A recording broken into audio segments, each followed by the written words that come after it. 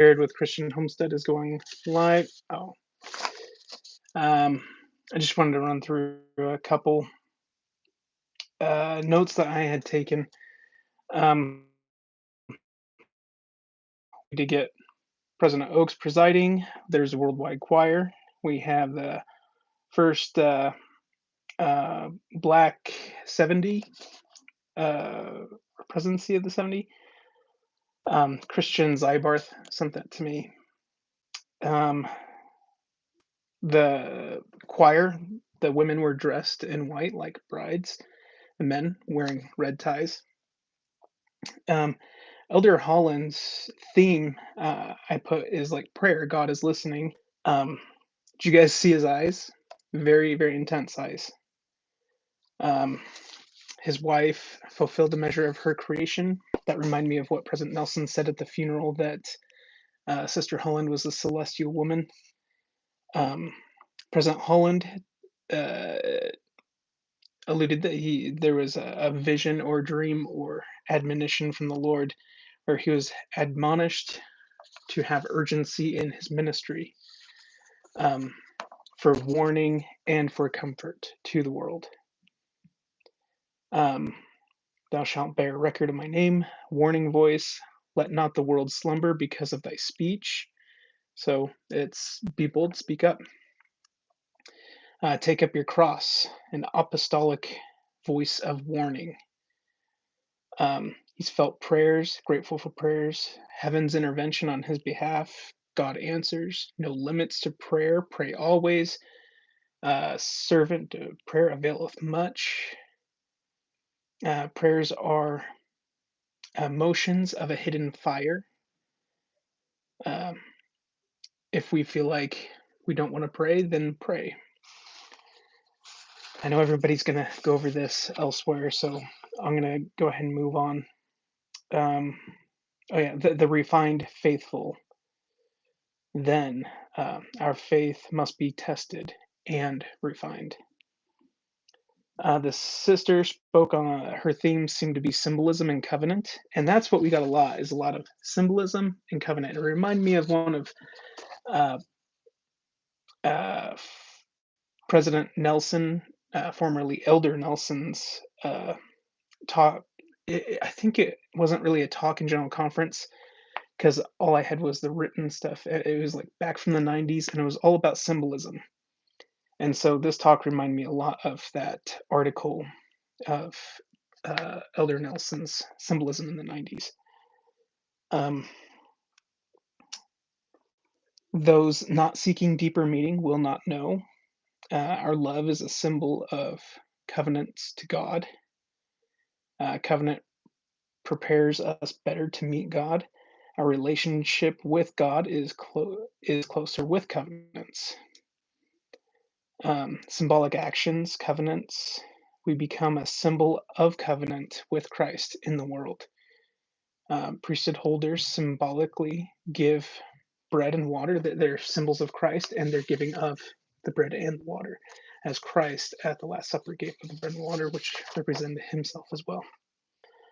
The elder who spoke after uh, spoke specifically on working on testimonies, shared some of Joseph's story, um, and rays of light, not pillars. That this theme of line upon line, I think, was also coming in. Theme of line upon line. And he mentioned that this pillar does not come all at once. It's rather raise upon raise upon raise until ultimately we're prepared to be God, that we have a more fuller pillar of light. Him press forward, saints, and don't give up. It's going to be tough. And then Elder Ulysses Suarez, themes to me seem to be like confidence and again symbols and covenants. So we must wax strong in confidence, be confident in our covenant making and keeping covenants. Um, Talked about temples being built as symbol of the Lord's kingdom. Um, Covenants are a symbol of the Lord upon the earth. Covenants strengthen us. We need, quote, covenant confidence, close quote. That seems to be a theme. Perpetually preparing, temple bound. I love that connection with temple bound, um, because as missionaries or members of the church, when we're ministering, we're asking ourselves, what is the next covenant for an individual, and what is the next covenant step? What is that barrier? Um, be prepared to have spiritual insights. We also must have expectation. Who we must expect. I think it was other one. Expect uh, and believe in angels and miracles. Believe in the prayer. Believe in faith. Believe, and this echoes what Moroni says in "Don't stop believing in miracles. Angels will come to minister. Believe that the Lord will guide you." The elder who spoke after, I felt this spoke very strongly to me, because he talked about integrity and Jesus as the exemplar. Um, as many of you know, I'm running for our county sheriff, and last night was the first smear campaign levied against me, and I was notified by a couple people telling me that there's stuff going on online and that I couldn't see, and people were trying to put out a smear campaign on me. And so I kind of smiled because I'm like, I've got all the paperwork right here. So I'm like, they're fishing for me to lower my standards and integrity and try to find a contradiction in something. And I noticed, I'm like, this person did it anonymously, but I think I know who it's coming from, because the things that this person is saying has only specifically been mentioned in that way to one particular person. So I'm just gonna let it go because I trust the Lord, and I'm gonna do the right thing. And if people choose to favor the character of nastiness, then that's what they choose. Just like King Benjamin says, choose righteousness, you get righteousness. Choose wickedness, you get wickedness. So I believe very strongly that people should get what they choose. Um, but this elder, it, the way he spoke about the world standards are not the Lord's standards, and that is so accurate. I can't tell you how many times, uh, like in law enforcement, when I went through an appeal process, and I was just like, "Do you realize that you're perpetuating bullies and that you're pushing forward a false policy or accusation of policy? You yourselves are falling victim to the very thing that you're accusing me of. You're projecting." And in the end, they're like, "Oh, no, well, we could just say whatever we want. We could just arbitrarily say that if we don't like something you do, that it's unprofessional." Um, and so I trust the Lord, like Joseph in Egypt. He trusts the Lord, keep going.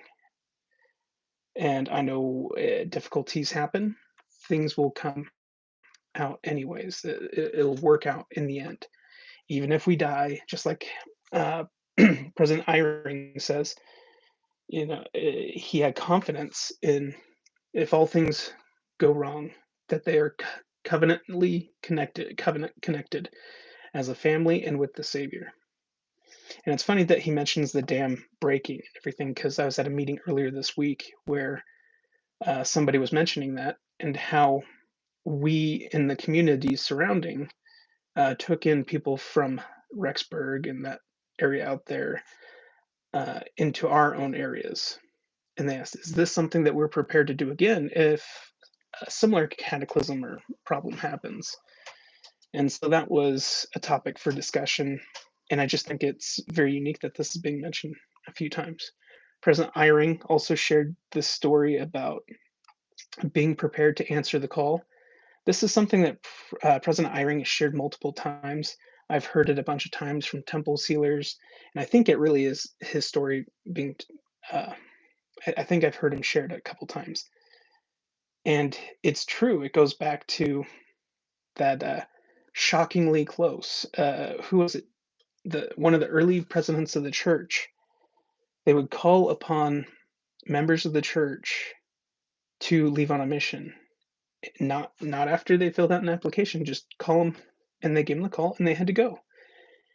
And he said there's people who eh, they were not prepared, and so I spoke on that previously when I did a response to the shockingly close video, and I forget the sister's name, but it is a shock to get a call for something and then recognize, are you prepared or are you not prepared? What do you need to be prepared? Um, President Eyring was seated. It was a pre-recorded message, but he was in attendance. Um, the preparation for this conference, he says, has been a sacred time for him. Uh, Here's a thought I wrote down. It's not what they said, but as he was explaining the different situations and talking about covenants in the temple, I thought about how, as we read the scriptures and we recognize there's symbols in the scriptures, in like a temple procession, even in like visions, like in Zechariah chapter 4 or Lehi's vision. I started thinking about Armageddon as a opposite temple procession for the wicked. That's the procession which they spiritually take. That we believe in the literal gathering of scattered Israel and a literal Christ coming back. And so we do look forward to the second coming. But have we had that second coming internally within us? Have we received the Comforter, um, that truth, that light? Um, so have we allowed ourselves to be cleansed? Have we taken that that journey ourselves through this temple procession?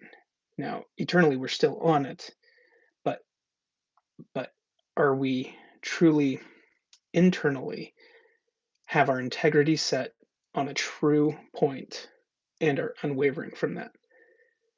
If we're tied to that true point, even if we get knocked off the path, we're still tethered and connected by covenant, and we continue further up until, and if we get the wavery, the waviness of getting knocked off the path is less dramatic. It's less of a hinge point, and you get closer and closer. Not less of a hinge point, but less of the outward range of motion off the covenant path. So as we get closer and closer, we get stronger and stronger, and it ultimately brings us close. So when people say truth, think of the North Star. True, it's the guide. It's you're locked on it. You're bound. You're bound to it. So whether you go one way or another, it's only if you deliberately rebel and take yourself off that truth, that is when you become lost.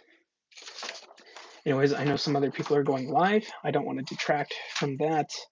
And I need to go get Fruit Loops for cereal necklaces.